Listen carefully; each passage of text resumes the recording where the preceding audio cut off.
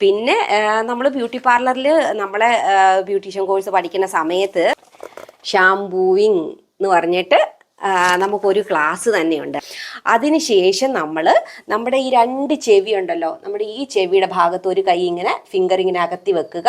എല്ലാവർക്കും നമസ്കാരം. എല്ലാവരും സന്തോഷമായിട്ടിരിക്കുന്നു എന്ന് വിചാരിക്കുന്നു. ഞങ്ങൾ സന്തോഷമായിട്ടിരിക്കുന്നു. അപ്പോൾ ഇന്നത്തെ എൻ്റെ വീഡിയോ എന്ന് പറയുന്നത് ഷാംപൂയിങ് ആണ്. അപ്പോൾ ഷാംപൂ ചെയ്യുമ്പോൾ ഇതിന് മാത്രം വലിയ കാര്യമുണ്ടോ, ഷാംപൂ ചെയ്യാനായിട്ട് അറിയേണ്ട കാര്യമുണ്ടോ എന്നൊക്കെ നമ്മൾ വിചാരിക്കും. പലപ്പോഴും നമ്മുടെ തലേന്ന് ഡാൻഡ്രഫ് ഒക്കെ പൂർണ്ണമായിട്ടും പോകാത്തതിൻ്റെ കാര്യം, എത്ര ഹോം റെമഡി ചെയ്തിട്ടോ മെഡിസിൻ കഴിച്ചിട്ടോ ഒക്കെ നമ്മുടെ തലേന്ന് ഡാൻഡ്രഫ് കംപ്ലീറ്റ് ആയിട്ടും പോകാത്തതിൻ്റെ കാര്യം എന്ന് പറയുന്നത് പലപ്പോഴും നമ്മൾ പ്രോപ്പറായിട്ട് നമ്മുടെ സ്കാൽപ്പും ഹെയറും ഒക്കെ വാഷ് ചെയ്ത് കളയാത്തത് കൊണ്ടാണ്.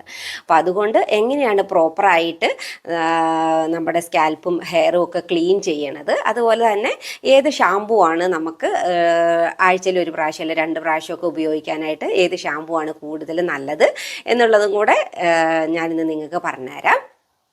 അപ്പോൾ അതാണ് ഇന്നത്തെ എൻ്റെ വീഡിയോ.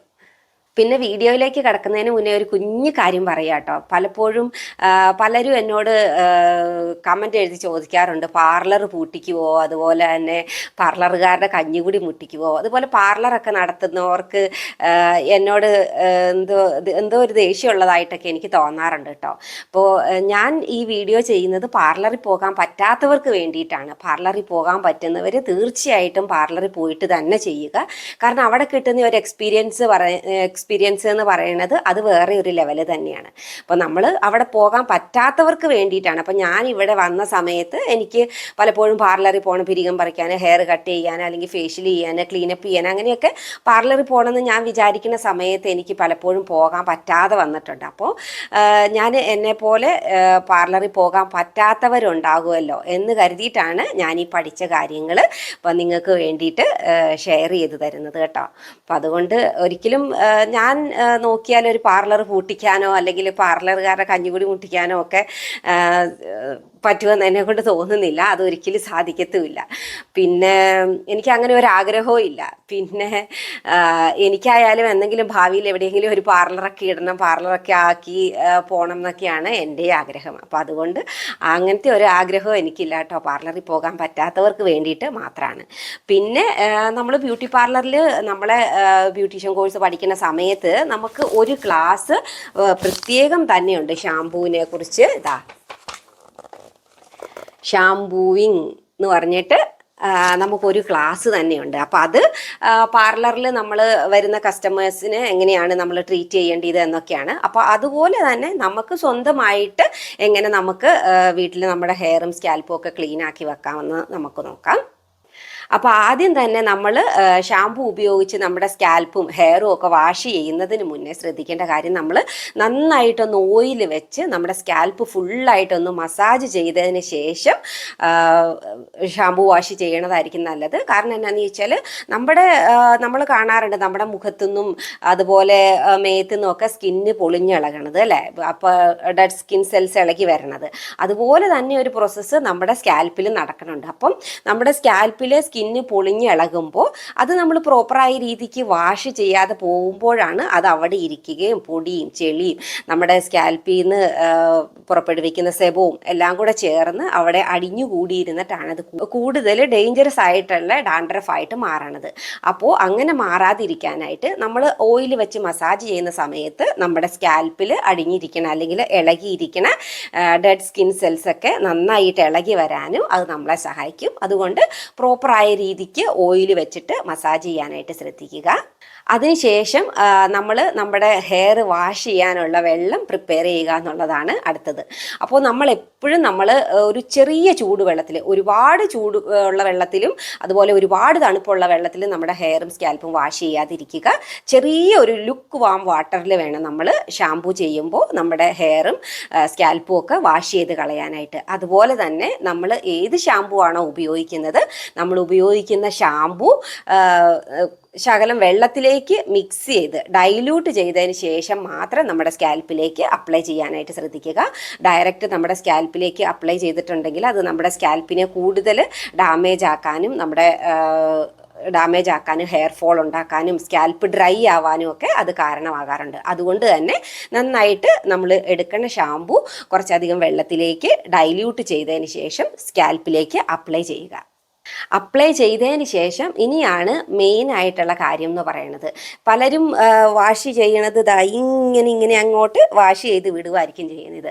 അങ്ങനെയല്ല ചെയ്യേണ്ടത്. നമ്മൾ നമ്മുടെ ഫിംഗറിൻ്റെ ടിപ്പുകൾ നമ്മുടെ സ്കാൽപ്പേൽ നല്ലവണ്ണം നമുക്ക് ഫീൽ ചെയ്യത്തക്ക രീതിയിൽ ഇങ്ങനെ റൊട്ടേറ്റ് ചെയ്തിട്ട് വേണം നമ്മൾ നമ്മുടെ സ്കാൽപ്പ് വാഷ് ചെയ്ത് കളയാനായിട്ട്. അപ്പോൾ നമ്മളെല്ലാവരും തന്നെ ബക്കറ്റിൽ വെള്ളം പിടിച്ച് വെച്ചിട്ട് തല ഇങ്ങനെ കുനിച്ച് പിടിച്ചിട്ടായിരിക്കും കഴുകുന്നുണ്ടാവുക. അപ്പം നമുക്ക് ഹെയർ വാഷ് ചെയ്യാനായിട്ട് ഒരു എളുപ്പ വഴി ഞാൻ പറഞ്ഞുതരാം. നമ്മൾ ഷാമ്പൂ ഒക്കെ നമ്മുടെ ഹെയറിലേക്ക് സ്കാൽപ്പിലേക്കൊക്കെ നമ്മൾ അപ്ലൈ ചെയ്ത് വെച്ചതിന് ശേഷം നമ്മൾ നമ്മുടെ ഫിംഗർ ഇങ്ങനെ അകത്തി പിടിക്കുക. ആദ്യം നമ്മളിങ്ങനെ കുനിച്ചു പിടിച്ചിട്ട് നമ്മുടെ ഫിംഗർ ഇങ്ങനെ പിടിച്ചിട്ട് ഫുള്ളായിട്ട് നമ്മുടെ സ്കാൽപ്പിലേക്ക് ഇങ്ങനെ ഫ്രണ്ടിൽ നിന്ന് പോവുക. എന്നിട്ട് ഇങ്ങനെ ബാക്ക് വരെ നമുക്ക് കൈയെത്തുന്നോടം വരെ ഇങ്ങനെ ബാക്ക് വരെ ഇങ്ങനെ മസാജ് ചെയ്ത് കൊണ്ടുപോവുക. അതിനുശേഷം നമ്മുടെ ഈ 2 ചെവി ഉണ്ടല്ലോ, നമ്മുടെ ഈ ചെവിയുടെ ഭാഗത്ത് ഒരു കൈ ഇങ്ങനെ ഫിംഗർ ഇങ്ങനെ അകത്തി വെക്കുക. അതിനുശേഷം ഇപ്പുറത്തെ ചെവിയുടെ ഭാഗത്ത് ഇപ്പുറത്തെ കൈയും വെക്കുക. അതിനുശേഷം നമുക്ക് ഈ ചെവിയുടെ ചോട്ടിൽ നിന്ന് തുടങ്ങിയിട്ട് ഇങ്ങനെ റൊട്ടേറ്റ് ചെയ്ത് സ്ലോലി, ഒരിക്കലും ഹാർഡായിട്ട് ചെയ്യാതിരിക്കുക, ഇങ്ങനെ സ്ലോലി റൊട്ടേറ്റ് ചെയ്ത് ഇങ്ങനെ പുകളിലേക്ക് നമ്മുടെ കൈ ഇങ്ങനെ പിണഞ്ഞു വരത്തക്ക രീതിയിൽ ഇങ്ങനെ കൊണ്ടുവരിക. അതിനുശേഷം നമുക്ക് നമ്മുടെ ബാക്ക് സൈഡിൽ നിന്ന്, ഇവിടുന്ന് നമ്മുടെ ഈ നേപ്പ് ഏരിയ, അതായത് നമ്മുടെ കുഞ്ചിക്കുഴി എന്നൊക്കെ പറയത്തില്ലേ, ഈ ബാക്ക് സൈഡിൽ നിന്ന് നമുക്ക് ഇതുപോലെ തന്നെ ഇങ്ങനെ പതുക്കെ മൂവ് ചെയ്ത് നമ്മുടെ ഫിംഗറിൻ്റെ ടിപ്പ് റൊട്ടേറ്റ് ചെയ്ത് ഇങ്ങനെ ഫ്രണ്ടിലേക്ക് കൊണ്ടുവരിക. അത്രയും നമ്മൾ ചെയ്ത് കഴിഞ്ഞാൽ തന്നെ ഓൾമോസ്റ്റ് നമ്മുടെ ഹെയറിൻ്റെ എല്ലാ ഭാഗത്തേക്കും നമ്മുടെ ഫിംഗറിൻ്റെ ടിപ്പ് എത്തിയിട്ടുണ്ടാവും. അപ്പോൾ ഇങ്ങനെ ചെയ്യുന്ന സമയത്ത് നമ്മളൊരു 3-4 പ്രാവശ്യം നന്നായിട്ട് ചെയ്യാനായിട്ട് ശ്രദ്ധിക്കുക. അതുപോലെ തന്നെ ഈ കറക്റ്റ് പൊസിഷനിൽ തന്നെ ചെയ്യാതെ ഇടയ്ക്കൊന്ന് മാറ്റി നമ്മൾ ഫ്രണ്ടിൽ നിന്ന് ചെയ്തു, പിന്നെ ഈ സൈഡിൽ നിന്ന് ഒന്ന് ചെയ്തു, അങ്ങനെ മാറ്റി ചെയ്യുവാണെന്നുണ്ടെങ്കിൽ പ്രോപ്പറായിട്ട് നമ്മുടെ സ്കിന്നിൽ നമ്മുടെ സ്കാൽപ്പിൽ ഇളകിയിരിക്കുന്ന ഡെഡ് സ്കിൻ സെൽസ് ഒക്കെ ഇളകി പോകാനായിട്ട് അത് നമ്മളെ സഹായിക്കും. അതിനുശേഷം നന്നായിട്ട് തന്നെ വെള്ളം ഉപയോഗിച്ചിട്ട് വാഷ് ചെയ്ത് കളയാനായിട്ട് ശ്രദ്ധിക്കുക. പിന്നെ ഷാമ്പു ചെയ്യുമ്പോൾ ശ്രദ്ധിക്കേണ്ട കാര്യം, നമ്മൾ ഒരുപാട് ഷാമ്പു എടുത്തിട്ട് ഒരുപാട് ഇങ്ങനെ പതഞ്ഞ് വരത്തക്ക രീതിയിൽ ചെയ്യാതിരിക്കുക. കാരണം ഒരുപാട് പതഞ്ഞ് വരുമ്പോൾ നമുക്ക് പ്രോപ്പറായിട്ട് നമ്മുടെ കൈ നമ്മുടെ ഹെയറിലൂടെയൊക്കെ മൂവ് ചെയ്യാൻ പറ്റാതെ വരും. അപ്പോൾ പ്രോപ്പറായിട്ട് വാഷ് ഓഫ് ആയി പോകാതിരിക്കും. അപ്പോൾ അതുകൊണ്ട് അതും ശ്രദ്ധിക്കുക. പിന്നെ ഒരു കാര്യം എന്ന് പറഞ്ഞാൽ, ഞാൻ പറഞ്ഞല്ലോ ഷാമ്പു ഏതാണ് നല്ലതെന്ന്. ഡെയിലി കെയർ എന്ന് പറഞ്ഞിട്ട് നമുക്ക് ഷാമ്പു കിട്ടുക. അത് പല കമ്പനികളുടെ ഷാമ്പു ഉണ്ടാവും. അപ്പോൾ നിങ്ങൾക്ക് ഏത് കമ്പനിയാണോ ഇഷ്ടം, ഏത് കമ്പനിയിലാണോ വിശ്വാസം, ആ കമ്പനിയുടെ നോക്കിയിട്ട് ഡെയിലി കെയർ എന്നുള്ള ഷാമ്പു മേടിക്കുകയാണെങ്കിൽ അത് നമ്മുടെ ഹെയറിനെ കൂടുതൽ ഡാമേജ് ആക്കാതെയും നമ്മുടെ സ്കാൽപ്പിനെ കൂടുതൽ ഡാമേജ് ആക്കാതെയൊക്കെ ഉപയോഗിക്കാനായിട്ട് വളരെ നല്ലതാണ്. അത് വീര്യം കുറഞ്ഞ ഷാമ്പു ആണ്. അപ്പോൾ അതുകൊണ്ടാണ് ഡെയിലി കെയർ ഷാമ്പു വാങ്ങിച്ചിട്ട് ഉപയോഗിക്കാൻ പറയുന്നത്.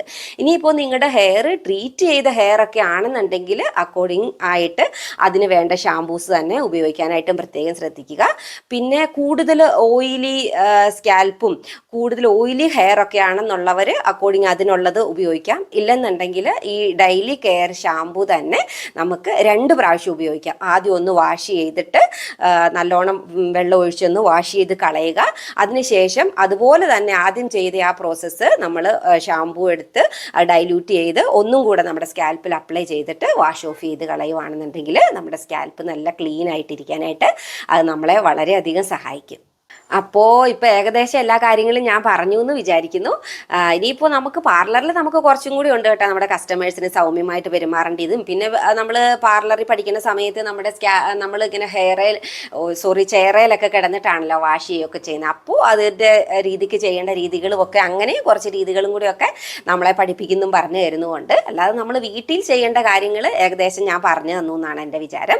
അപ്പോൾ ഇത്രയൊക്കെയാണ് നമ്മൾ ചെയ്യേണ്ടത്. പിന്നെ അടുത്ത സ്റ്റെപ്പ് എന്ന് പറയുന്നത് നമുക്ക് നമ്മുടെ ഹെയർ ഉണക്കുക എന്നുള്ളതാണ്. അപ്പം നമുക്ക് ഡ്രയർ ഉപയോഗിച്ചിട്ട് ഉണക്കാം. പലർക്കും ഡ്രയർ ഉപയോഗിക്കാനായിട്ട് ഭയങ്കര പേടിയും ഒക്കെയാണ്, നമ്മുടെ മുടി പൊഴിഞ്ഞു പോവുമോ അങ്ങനെയൊക്കെ ഓർത്തിട്ട്. അപ്പോൾ നമ്മൾ സ്വന്തമായിട്ട് ഡ്രയർ ചെയ്യുന്ന സമയത്ത് നമ്മുടെ ഹെയർ ഇങ്ങനെ പിടിച്ചിട്ട് പുറത്തേക്ക്. അപ്പം അതായത് ഇത് നമ്മുടെ ഡ്രയറിൻ്റെ മൗത്താണെങ്കിൽ നമ്മൾ ഇങ്ങനെ പുറത്തേക്ക് പിടിച്ചിട്ട് ചെയ്യുവാണെന്നുണ്ടെങ്കിൽ നമ്മുടെ സ്കാൽപ്പിലേക്ക് ചൂടടിക്കാതെ നമുക്ക് നമ്മുടെ മുടി നല്ല പ്രോപ്പറായിട്ട് ഉണക്കിയെടുക്കാനായിട്ട് പറ്റും.